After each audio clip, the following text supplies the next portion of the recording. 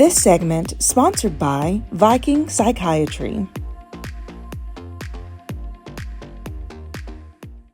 Welcome back to Mental Health Matters with Viking Psychiatry. Today we're going to talk about the loneliness epidemic. And joining me today is Sean Goddard, the owner of Viking. Hello, Sean. Hi, good Welcome to be back. Here. Thank you. Yes. Okay, so this is such an important topic. I'm sure loneliness affects everyone, regardless if you are single, if you're married, your age. It really doesn't discriminate, right? Mm-hmm. And recently, the Surgeon General has declared, loneliness a health crisis. So what does that mean and why did that take place? Well, I think it's a perfect time for us to talk about this because we just had Valentine's Day, right?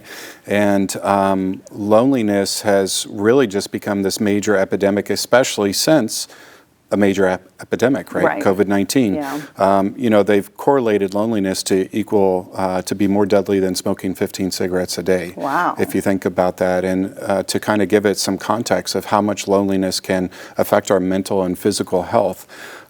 We've gotten into this situation where, for example, remote work has become a huge thing, right? And so initially that was very exciting for a lot of people to be able to work from home at the schedule you like and all those types of things. But I was just having a conversation with somebody this morning who works in an office by themselves, and they're looking forward to expansion, right? Because they said, I've always worked better as a team when I have a team around me. And we get into these situations nowadays where we're not in a team environment. We're not in these environments and we're left alone.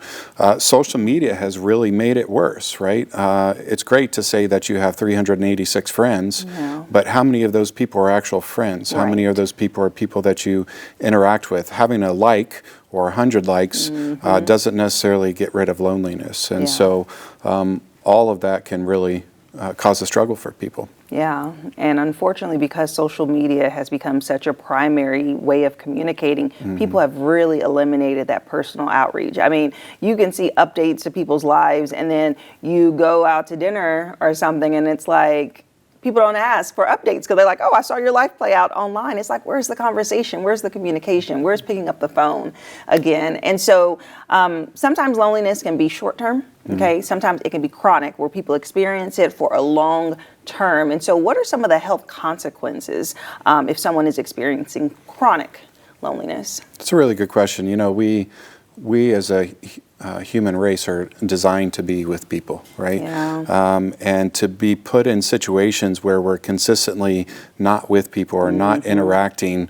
You talk about communication on social media, but is that really communication? How much communication is that? And what we see is over time, we can see higher levels of depression and anxiety from that loneliness, which shouldn't be that surprising to people, right? But what we also can begin to see is we can begin to see higher risks for cardiac issues, for example.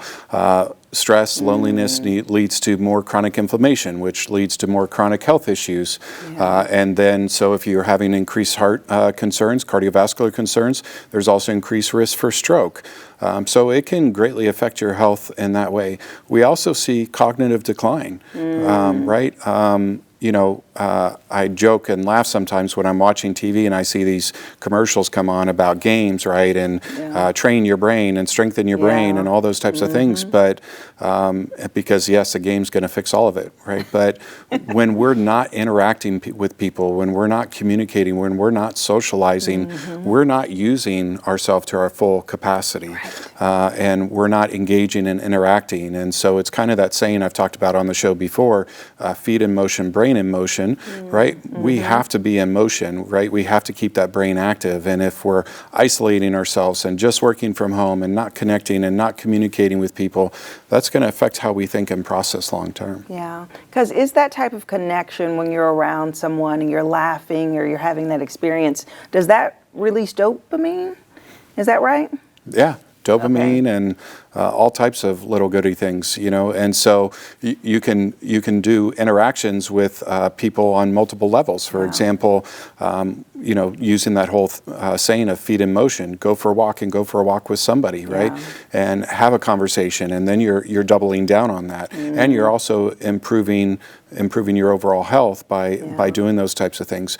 We want to feel good, right? We we don't not feel good feeling bad, right? And far too often we settle with just feeling okay nowadays. And we really need to change that and limit the amount of superficial interactions that we have and increase the amount of true interactions that we have. So because how do people go listening. about doing that? I mean, so how do they kind of get out of their bubble and combat this type of loneliness and really do try to get back in touch with people?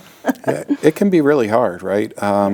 You know, we have all these apps that are available to help connect people and do those types of things, but sometimes that's just increasing further superficial interactions, right? Because are we actually taking that step?